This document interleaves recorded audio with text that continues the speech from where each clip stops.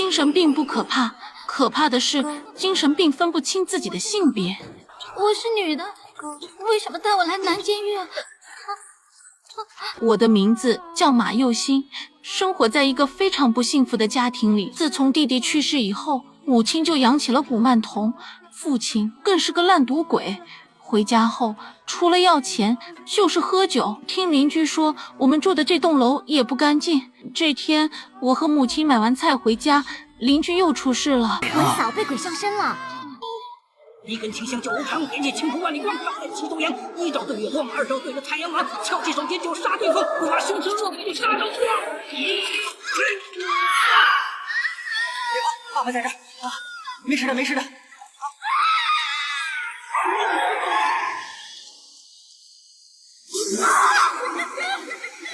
爸爸在啊！大家一定要记住，别再惊动那些鬼魂啊！有时候那些娃娃呢，不是你说要就要，不要的时候就能随便乱扔的，违反承诺，他会反噬你的。知道了，大师。对于古曼童，我也是见怪不怪，因为我家里也有这东西。回家以后，我就想早点洗洗睡，可就在我照镜子的时候，发现不对劲。我回头寻找时，那个小女孩却消失不见。看到一旁的水缸，我还以为是邻居家小孩在恶作剧，于是就打开缸盖查看，结果真的被我看到了恐怖的景象。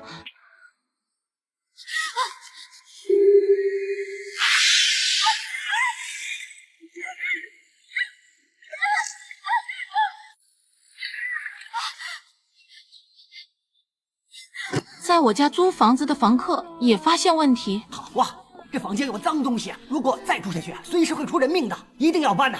佑星，帮我跟你妈说一声，这钥匙你帮我交给她，你们也要好好保重。当我回屋的时候，发现母亲已经睡着。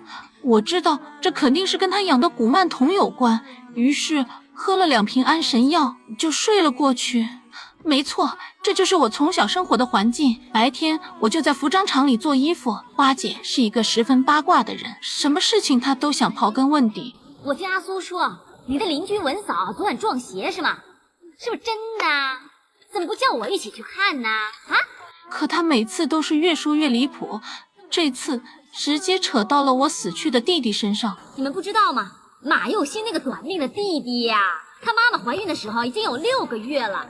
肚子都很大了，结果突然流产，应该是做了太多缺德事啊。对了，我记得他们全家都吃素的，做了亏心事。我并不想理会他，转身就继续工作。可到了下班的时候，我居然被人打了闷棍。醒了以后，我发现自己居然衣衫不整的躺在老板的办公桌上。我急忙收拾好衣物，开始寻找眼镜。由于我近视800度，没有眼镜，根本看不清东西。只见一个模糊的影子把眼镜递给我，就在我要接眼镜的时候，他却跑了出去。我只好追着这个模糊的影子寻找眼镜。就在此时，老板突然出现在我身后，我的眼镜就在他的手中。老板告诉我，刚刚他见我晕倒，就把我放到了办公室，接过眼镜后就迅速跑出了服装厂。我怀疑自己刚刚已经被老板玷污，却又没有证据。这件事我不敢对别人讲，只能跟我唯一的朋友豆豆讲。豆豆，你要帮我杀了这个人，我不知道刚才怎么会晕倒，我醒来的时候就已经在他的房里了，中间发生过什么事我完全不记得，但是我可以肯定是我被人强奸了。就在此时，一辆疾驰而来的面包车差点撞上我，豆豆也被我丢在了地上。母亲经过，见我正在淋雨，就拉着我回了家。回家以后，我只能默默洗掉身上的痕迹。次日上班的时候，花姐又开始造谣。哎呀，我又听人说，某个人呢最近跟老板走得很近啊，还进了老板房间，不知道在里面干嘛。这次我忍无可忍，对他放下了狠话：你别再乱说话，要不然我就用针把你嘴缝上。可花姐却嘲笑起了我，还更加过分地说道：有本事把老板女儿眼睛也缝起来呀，人家只是小女孩，很纯真呢，不会编故事来冤枉你。还有，我又没说是谁，我也没指名道姓，是你自己要对号入座。直到老板经过，花姐才闭嘴。下班以后，我来到昨晚的地方，开始寻找豆豆。一个陌生男人向我打招呼，经过我的仔细辨认，才发现原来他是我的小学同学阿旭。原来昨晚开面包车的就是阿旭，他一见到这个娃娃就猜到是我。阿旭是一个非常乐观的人，一直给我讲着他这几年的经历，我却不合时宜的问了他一个奇怪的问题：你信不信这个世界上有鬼啊？我不知道啊。每天要防着人，又要防着鬼，岂不是很忙？就在此时，我们恰好路过了母亲工作的诊所，亲眼见到了母亲因偷感冒药被人开除。更加雪上加霜的事情是，房租马上就要到期了。母亲急忙在报纸上寻找工作。就在此时，我房间里传来了翻东西的声音，我急忙回到房间查看，原来是父亲又在外面输了钱回来找钱。他翻出我的银行卡，就逼问我密码。977-127，拿到密码，父亲就要去翻本，可母亲直接摔碎了那个古曼童。我现在不养小鬼了，你满意了？最好一家人抱着一起跳海死，同归于尽。你最好投气，才回来，混蛋！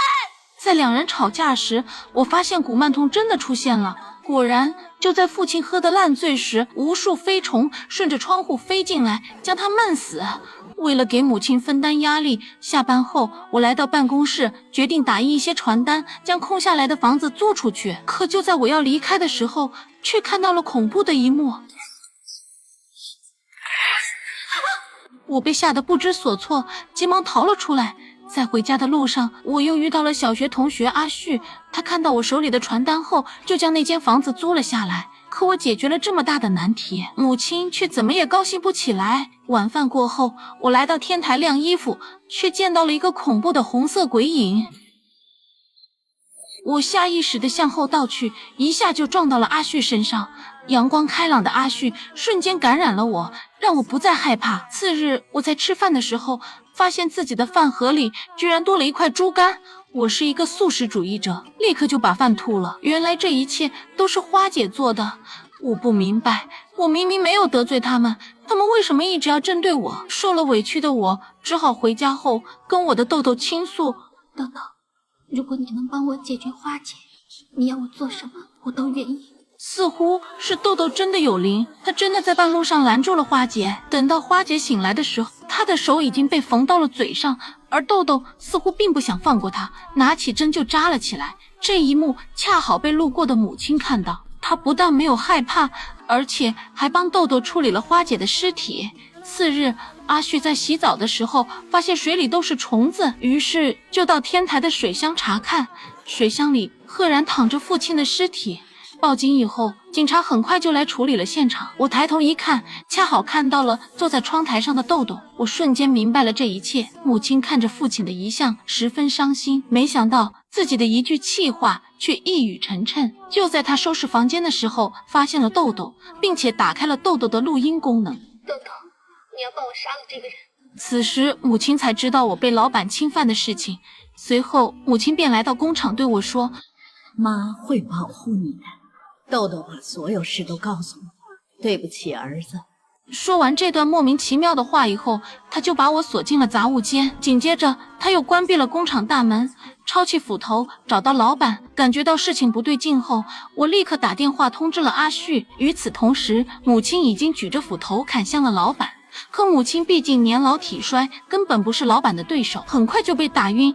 就在老板向外逃去的时候，突然被人在后面偷袭打晕，自然打晕他的那个人就是我了。此时的我就好像被另一个人控制了身体一样，用残忍的方式报复了老板。事后阿旭才姗姗来迟，此时的老板早已经没有了呼吸。随后阿旭便顺着呼叫声去救被吊在水池上的母亲。就在此时，阿旭被人一脚踢进了水池中。奇怪的是，当警察来救援的时候，阿旭却凭空消失。我也被当作第一嫌疑人抓了起来，可他们却不由分说地将我抓进了男子监狱。为了解答我的疑惑，他们就给我看了工厂的监控录像。怀疑你和谭国威、马胜以及冯秀花的死有关。我也立刻意识到，原来是我患有严重的精神分裂症，内心软弱的马佑熙、邪恶的玩偶豆豆和那个阳光开朗的阿旭都是我分裂出来的人格。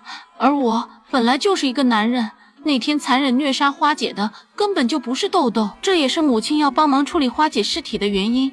无法接受现实的我，在监狱里结束了自己的一生。在生命的最后一刻，我也看到另外的2个人格离我而去。到这里，我的故事也结束了，我们下期见。